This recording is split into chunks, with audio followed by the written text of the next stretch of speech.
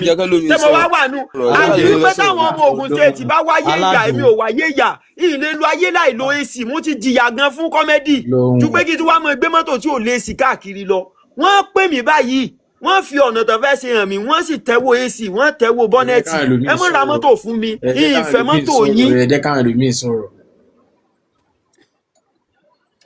ẹni tó bá ní nǹkan tó fẹ́ sọ kó máa sọ.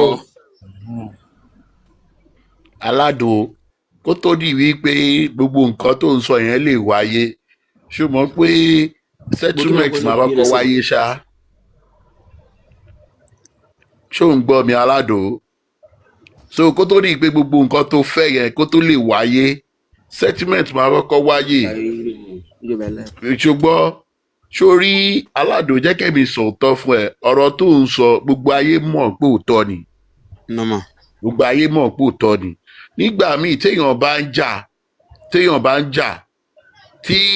ọba sọ fẹ́ nìyẹn pé ìjà tó ń jà yìí ìjà gidi ni àwọn olórí bú wà tó yẹ pé ọmọ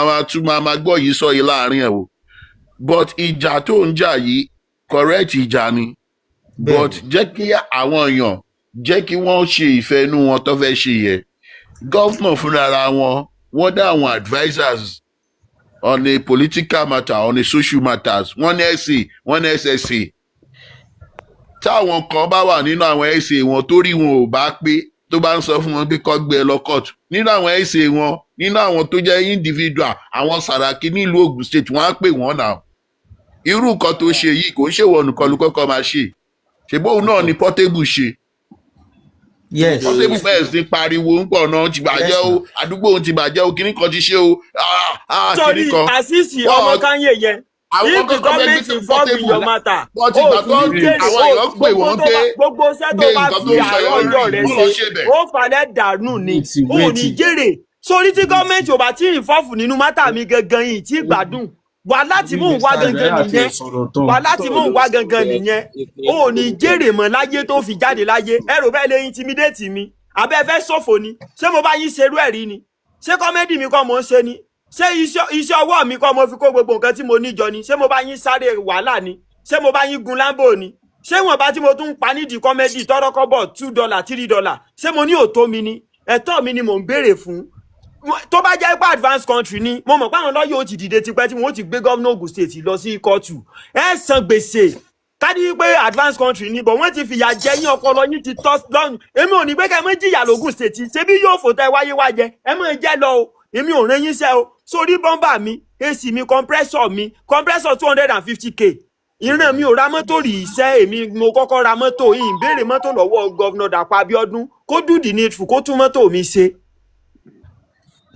àbólórí burúkú ni ó ní if government involve in your matter àwọn kan wà ní ẹ̀wọ̀n tí wọ́n ti ẹ̀ mọ́wọ́ tí wọ́n mẹ́sẹ̀ tán dẹ̀ ń jìyà àwọn yẹn ń kọ́ ṣé kán kú ni àwa sì mọ nǹkan tá a ṣe ẹ wá gbé wa nítorí pé in a democratic government we ask for our rights ẹ wá gbé wa ṣé bí gómìnà Dàpọ̀ Abíọ́dún gangan jáde ó ní inspector general of police wá mi inspector general of police yẹn èmi ń fẹ́ wọn báyìí èmi mo ń sọ̀rọ̀ pé Ọ̀yọ́ state tí mò ń gbé Ìbàdàn mò ń gbé ṣé wọ́n ti rí lẹ́tà ni ìṣẹ́jú mélòó náà fi ń arrest èèyàn ẹ ní jèrè ẹ jẹ́ jórí yín lọ pé kẹ́ ẹ má dá wàhálà alẹ̀ ẹ má dákun fídíò tí mo ṣe tí Ògùn State ti lọ gbé tó ní mo ti apologize ìyìn apologize o lákàntí jẹ́ kẹ́ ẹ mọ̀ yìí pé èmi èso ọ̀tá Tinubu ọmọ Tinubu ni mí kò sí ní tẹ́ fi mi ṣe station tí n bá wọ̀ tí n bá ti di alẹ́ ń bẹ̀ ìyìn kì í ṣe bàbá aládùn mọ́ ẹ ní jèrè Tinubu àyàfi tó bá jẹ́ pé you are not the man of your word ló kù àwa la ṣiṣẹ́ fún yín kẹ́ di president so Tinubu ẹ wá sọ fún wa sáwọn gómìnà tẹ̀yàn sípò ṣé kàn lè mọ̀ fìyà jà wá aráàlú ni ẹ sọ ọlọ́pàá yín mo fẹ́ rí Tinubu have given off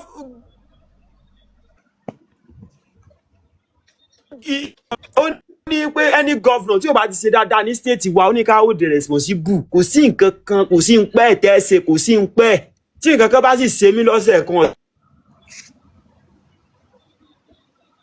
ṣe mí.